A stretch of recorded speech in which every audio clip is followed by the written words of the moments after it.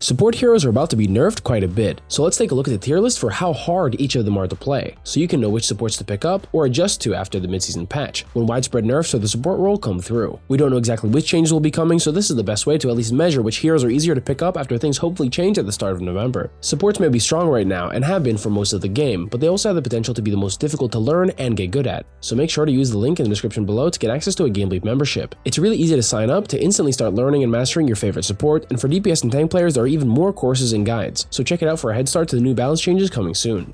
First off at F tier, which is kind of a good thing because it means she's the easiest to get into, it's Moira. And though this might seem like a hot take, Moira is definitely the easiest support to just pick up and start playing, across literally all ranks. Speaking just for Grandmaster, it's super easy to get the GM1 just being a Moira player. Staying alive and healing as a support is really all you need to do for most lower ranks, since the vast majority of supports don't use their utility effectively or have good positioning against DPS and tanks looking to go for them and kill them. Moira is super easy to heal with, and kite away with, and if you don't try too hard with your orbs and only use them when necessary, they can get a lot of damage and healing value. So with really low experience, you can already become a super effective healer right off the bat. Even though her orbs can be bounced in crazy setups and lineups and whatever that aren't ever really worth it, and even though her biotic energy grasp does require some tracking, it isn't completely an auto-aiming ability, it's not the most important to getting the base value out of her kit. It's really just high area of effect healing and mobility. Moira is a pretty simple hero in that regard and is definitely going to be just as fine after this patch as she's always been. She can be a nuisance in the backline, switching up her presence on the map on the fly to make her more effective, but it's not a necessary playstyle to get value out of her, compared to a Mercy for example, who should bounce between damage boosting and healing to really get the actual value.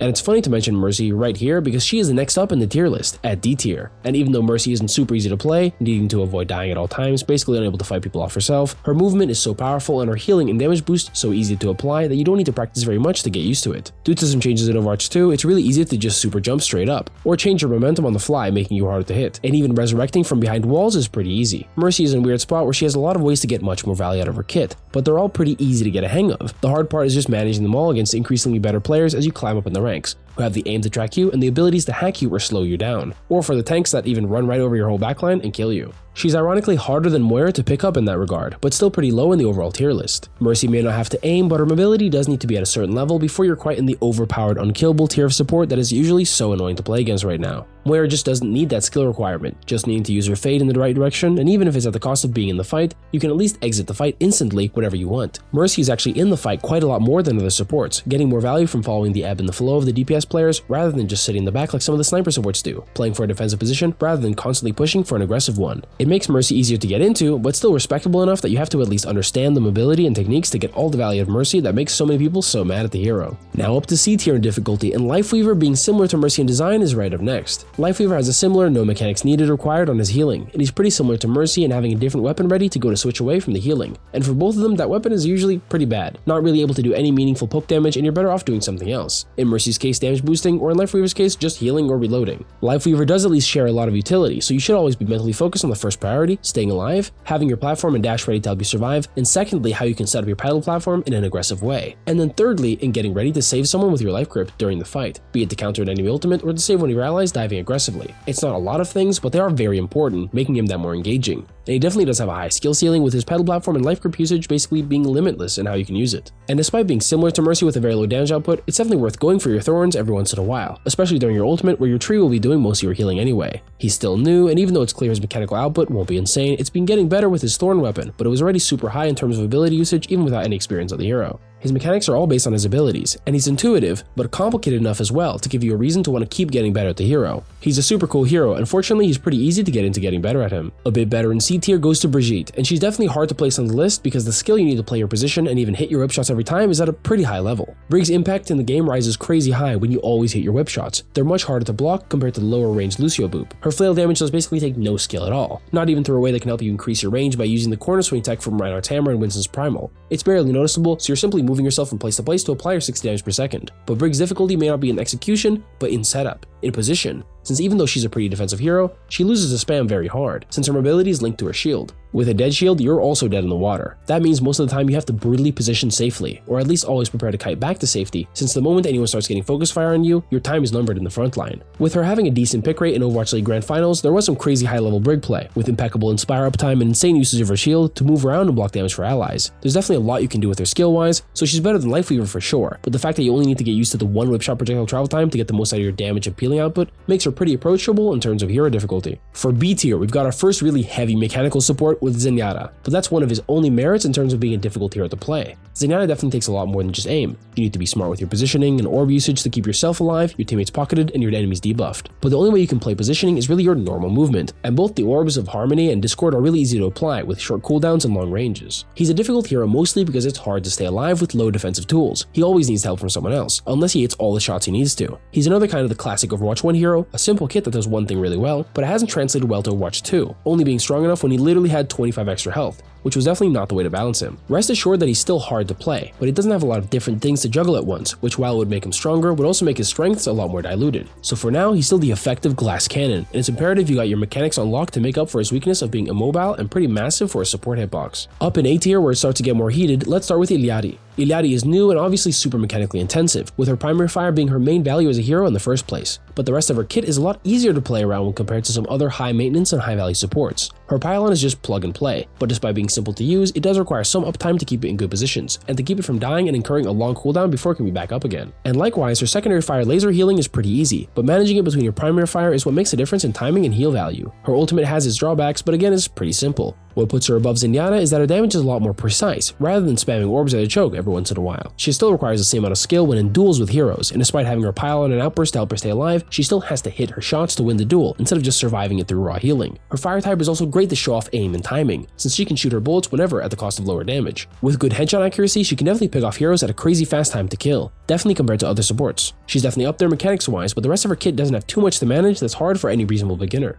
Baptiste is the more ideal hero to manage healing and damage better, through more personal means. Both his bullets and healing grenades have their own aim required to hit shots, and in the healing shots case, getting direct hits will even increase her healing. Already, just with your normal kit, there's a lot of things to manage to deal effective damage and keep your teammates alive. Baptiste also has the advantage of mobility to switch up his gameplay, making your positioning a lot more complicated since you can access high grounds and jump out of danger. Managing the charge of your boots is also good to get used to make the hero even more durable and that more reactive to threats. And even though his regen burst has a super simple application, his immortality field is super strong, and with that strength comes really smart ways of using it. Either for saving yourself or your allies, you've got to get the right timing and positioning of it to actually save your teammates and keep the lamp alive as long as possible. You can definitely just throw it at whoever's low, but long-term ability usage over the game is critical to manage, so you're not blowing your important cooldowns instead of being able to use them later when you really need them. At the top of A tier, we have Kiriko, who's got a super precise playstyle with great mobility and utility. She's a pretty packed hero, but her skills are pretty widely laid out. First, with her primary fire, you've got to hit your shots, since a cure that's just heal botting is one of the worst things to have. But even healing has to be smart, since you can't just chuck an orb on someone or just detach a beam. Even though the healing does auto-aim, it has to be managed and weaved in with your normal damage output to achieve more with the hero, and she does have a range. As for her mobility, she not only has her swift step that has to be timed correctly and not wasted, but her wall climbing allows her to fully encompass a more fluid playstyle, and aggressive one. Being in the right place at the right time is key and pretty hard to get into from the get-go. Her ultimate also requires a good level of timing, just like other ultimates that have high impact but gradual value as the ability keeps going. Placing it properly and using it effectively is not only a Kiriko issue but a team issue, and you can do a lot to win the game by being really smart with just how you use your ultimate.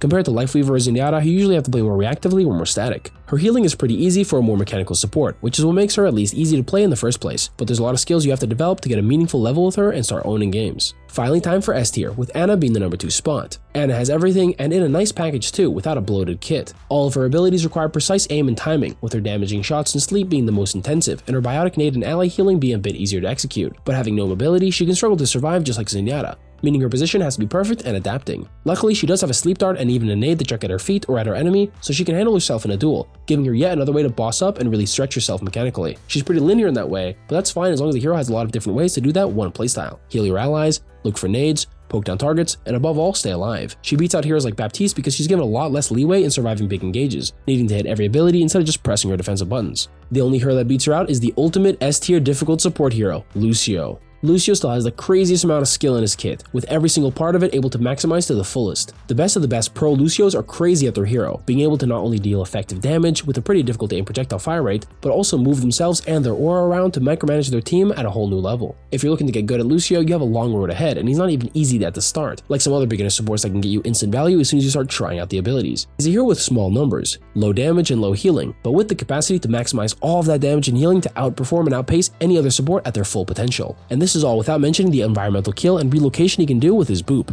which is one of the great reasons to play Lucio. He's definitely at the top, since despite his mechanics being pretty underrated, it's harder to hit your shots as Lucio than it is as Baptiste and Iliadi. That's it for the hardest support tier list, based off of how difficult each hero is to play and how high their skill ceiling can get. Supports may be strong right now and have been for most of the game, but they also have the potential to be the most difficult to learn and get good at. So make sure to use the link in the description below to get access to a GameLeap membership. It's really easy to sign up to instantly start learning and mastering your favorite support, and for DPS and tank players there are even more courses and guides, so check it out for a head start to the new balance changes coming soon. Thanks for watching, and I'll see you next time.